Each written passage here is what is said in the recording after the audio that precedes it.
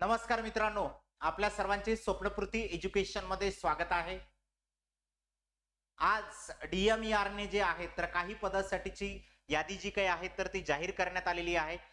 गट क तांत्रिक संवर्गातील निवड यादी जी काही आहे तर ती प्रसिद्ध करण्यात आलेली आहे।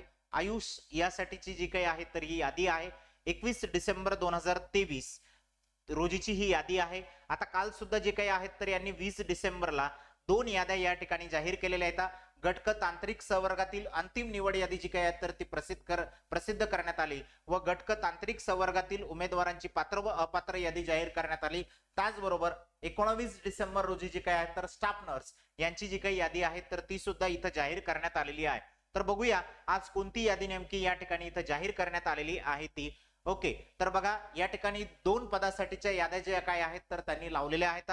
वसतिगृह अधीक्षक स्त्री पुरुष या पदांची निवड यादी जी काही आहे तर ती जाहीर करण्यात आलेली आहे। ओके, ही तांत्रिक संवर्गातील निवड यादी आहे प्रसिद्ध करण्याबाबत। आता ही पात्र व अपात्र नाहीये, ही फायनल जी काही यादी आहे तर या ठिकाणी लावण्यात आलेली। या नंतर एखादी यादी येऊ शकते का तर ते आपण या लिस्ट मध्ये चेक केल्याच्या नंतर आपल्याला कळेल।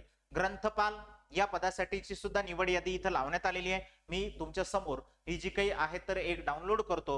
या ठिकाणी जे काही आहे तर इलिजिबल कॅन्डिडेट इथं दाखवण्यात आलेले आहेत, हे ॲब्सेंट दाखवण्यात आलेले। यांच्या नंतर एक फायनल यादी जी काही आहे तर या ठिकाणी लागण्याची शक्यता जी आहे तर निश्चित आहे। ओके, मग बघा आता या ठिकाणी जे काही विद्यार्थी आहेत तर यांना इलिजिबल या पद्धतीने जे आहे तर ओपन वेटिंग फर्स्ट असं या ठिकाणी जे काय तर हे विद्यार्थी दाखवण्यात आलेले आहेत मित्रांनो। ओके, स्त्री पुरुष जे काही वसतिगृह अधीक्षक आहेत यांची यादी एकूण 5 पदे होते स्त्रीचे व पुरुषांचे जे काही आहेत तर 3 पदे होते आयुष संचालनालय महाराष्ट्र राज्य मुंबई यांच्या अंतर्गत। ओके, तर एकूण 28 विद्यार्थ्यांचं जे काय आहे तर इथं निवड यांनी केलेली आहे।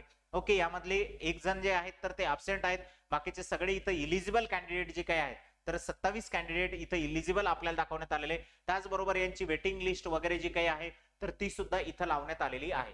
आपण जर दुसऱ्या पदासाठी जर बघितलं ग्रंथपाल या पदासाठी तर ग्रंथपाल या पदासाठी सुद्धा आपण इथे बघूया। तर ग्रंथपाल पदासाठी एकूण पदे जे काही होते तर ते 8 पदे होते। हे आयुष संचालनालय महाराष्ट्र राज्य मुंबई यांच्या अंतर्गत जे काही आहेत तर हे पदे आहेत। या पदासाठी सुद्धा 28 विद्यार्थ्यांची यादी जी काही आहे तर ती लावण्यात आलेली आहे। यामध्ये सुद्धा एकच विद्यार्थी जे काही आहेत तर ते ॲब्सेंट आहेत। ओके, यांनी इथं जे काही सांगण्यात आलेले की कोणत्या कॅटेगरी मधून कोण लागलेला आहे, कशा पद्धतीने ईडब्ल्यू फर्स्ट कोण आहे, ओपन का आहे, कशा पद्धतीने ज्या पद्धतीने कॅटेगरीला वॅकन्सीज होत्या त्या पद्धतीने यांनी या ठिकाणी इथं यादी लावण्यात आलेली आहे।